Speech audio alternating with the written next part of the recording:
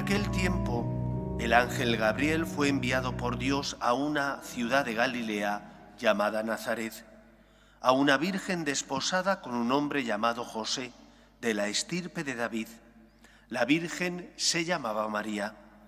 El ángel, entrando en su presencia, dijo: «Alégrate, llena de gracia, el Señor está contigo». Ella se turbó ante estas palabras y se preguntaba qué saludo era aquel. El ángel le dijo: «No temas, María, porque has encontrado gracia ante Dios. Concebirás en tu vientre y darás a luz un hijo, y le pondrás por nombre Jesús. Será grande, se llamará Hijo del Altísimo. El Señor Dios le dará el trono de David su padre. Reinará sobre la casa de Jacob para siempre, y su reino no tendrá fin». Y María dijo al ángel: «¿Cómo será eso? Pues no conozco a varón». El ángel le contestó: «El Espíritu Santo vendrá sobre ti, y la fuerza del Altísimo te cubrirá con su sombra. Por eso, el santo que va a nacer se llamará Hijo de Dios. Ahí tienes a tu pariente Isabel, que a pesar de su vejez ha concebido un hijo, y ya está de 6 meses, la que llamaban estéril, porque para Dios nada hay imposible». María contestó: «Aquí está la esclava del Señor, hágase en mí según tu palabra». Y la dejó el ángel. Palabra del Señor. Gloria a ti, Señor Jesús. La fiesta de la Anunciación nos habla, en primer lugar, de cómo Dios, que conoce la necesidad, las miserias y por lo tanto la pobreza de sus hijos los hombres, Dios, que sabe cuáles son nuestras necesidades, acude en nuestro auxilio, en nuestra ayuda. Durante toda esta semana rezamos los religiosos y sacerdotes, y también los laicos que así lo desean, en el oficio de lecturas. Leemos en la primera lectura la narración del Éxodo, de cómo el pueblo de Israel, a pesar de haber sido liberado con mano fuerte y firme de la esclavitud en Egipto, durante esos 40 años que dura el recorrido por el desierto, por regla general, reta al Señor, duda de su amor y se olvida de los momentos de luz. ¿Qué son los momentos de luz? Según San Pablo, son aquellas ocasiones donde has experimentado la luz, el amor, el consuelo y la misericordia de Dios. Esos momentos de luz no siempre están en tu vida. Hay momentos en los que sí experimentas a Dios y momentos en los que no. Para que en los momentos en los que no experimentes a Dios, recuerdes, tengas memoria, eches mano de esos momentos de luz para recordar que Dios te ama y Dios te quiere. A veces tenemos con Dios una relación similar a la que tienen los niños pequeños cuando empiezan a caminar. Cuando un niño empieza a caminar y le apetece, patalea y llora para que papá y mamá le dejen en el suelo. Y entonces camina porque le apetece caminar. Pero cuando se cansa de caminar, ¿qué hace? Llora. Llora para que papá y mamá lo vuelvan a coger. Actúa en función de sus impulsos, caprichosamente.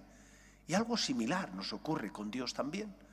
Pudiera ser que seamos como ese niño que patalea y llora porque quiere caminar, porque quiere ir por sí mismo, pero cuando se cansa llora y patalea para que Dios le sostenga. Y entonces cuando tienes un problema y sientes que Dios no te quita los problemas, a veces entras en crisis, porque has olvidado los momentos de luz. Que el Señor, porque conozcan nuestra necesidad, envía a ese Hijo al mundo, debería significar para nosotros un hito tan importante en nuestra vida y en nuestra relación con Dios, que nunca deberíamos dudar de que Dios nunca nos abandona, sino que al contrario nos sostiene. Y que, aunque nos ha dado el don de la libertad, precisamente porque quiere que le sigas por amor y no por obligación, Él nunca se aleja de ti, eres tú el que te alejas de Él.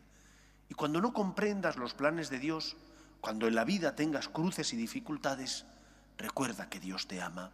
No te olvides de que es el Señor, es fiel a su palabra y por lo tanto te ha dado muestras de que te quiere hasta el punto de enviar a su Hijo al mundo para salvarte.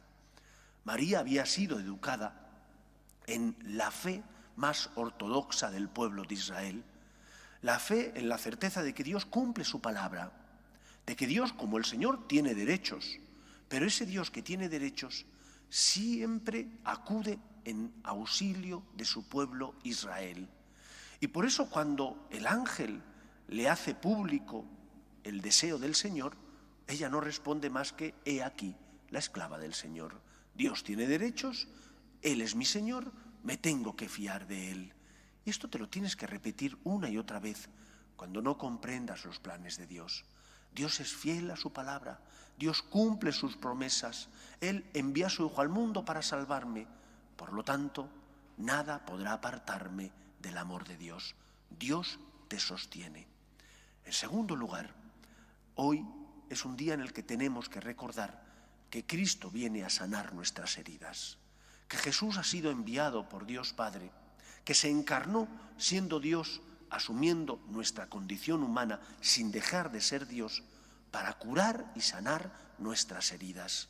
Solo hay un pecado que, dice la Escritura, no puede perdonarse. Es el pecado contra el Espíritu Santo. ¿Y en qué consiste ese pecado?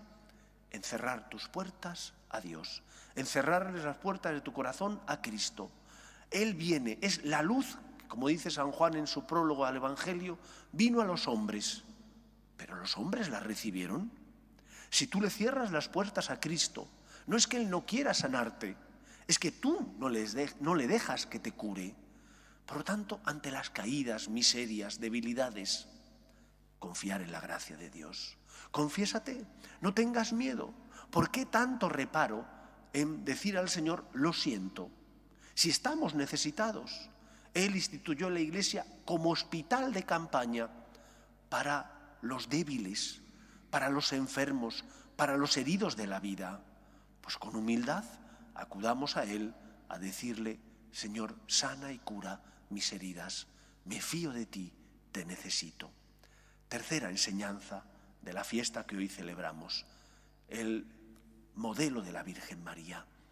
Nosotros somos hijos de María y como hijos de María tenemos que sentir que ella es nuestro modelo y el camino que tenemos que seguir para amar a Cristo.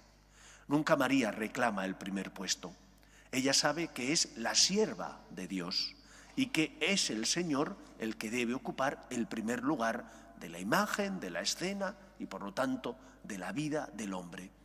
Pero María es instrumento, el mejor instrumento de Cristo, de Dios Padre, para tocar y salvar el corazón del hombre. Y por lo tanto, aquellos que hemos recibido, sin mérito alguno, la vocación de ser María, de imitar a la Virgen, de colaborar con ella en la obra de la salvación, siendo instrumento de Dios, nos tenemos que sentir afortunados. Y hemos de pasar de la devoción a la Virgen, que es necesaria, imprescindible, todo hijo tiene que tener cariño y amor hacia su madre, de la devoción a la Virgen, a la imitación y al ofrecimiento. Imitar a nuestra madre, porque ella es modelo, como San Juan Pablo II tantas veces decía, modelo de la Iglesia, modelo de los cristianos, y a la vez ofrecernos a ella para ser sus manos en el mundo. Somos las manos de la Virgen que consuelan al niño recién nacido cuando, por ejemplo, defendemos la vida, cuando defendemos la dignidad de la persona desde su inicio, que es la concepción, hasta la muerte natural, que es su término.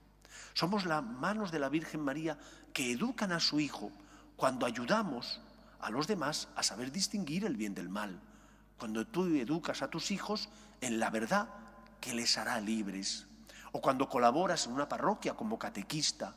Eres las manos de la Virgen María que educan al que no sabe, al que necesita luz y tiene que encontrar, por lo tanto, el camino de la verdad. Y podemos ser las manos de la Virgen María también cuando consolamos, mediante nuestras obras de misericordia y caridad, al que sufre, como ella, que es consuelo de afligidos y de pecadores, y que nunca le falta el cariño y la protección de su madre al hijo que le dirige una mirada o una petición de necesidad. Seamos nosotros las manos de la Virgen María. Ofrezcámonos a la Virgen para consolar a su Hijo Jesús, que sufre en el pobre y en el necesitado. Y no hay pobre mayor que el que no tiene fe, que el que no tiene esperanza, que el que no tiene la luz de la verdad que ilumine su conciencia y guíe sus pasos. Ofrezcámonos a la Virgen María para, como ella, decirle a Dios: he aquí la sierva, la esclava del Señor. Que sea así en nuestra vida. Nos ponemos en pie.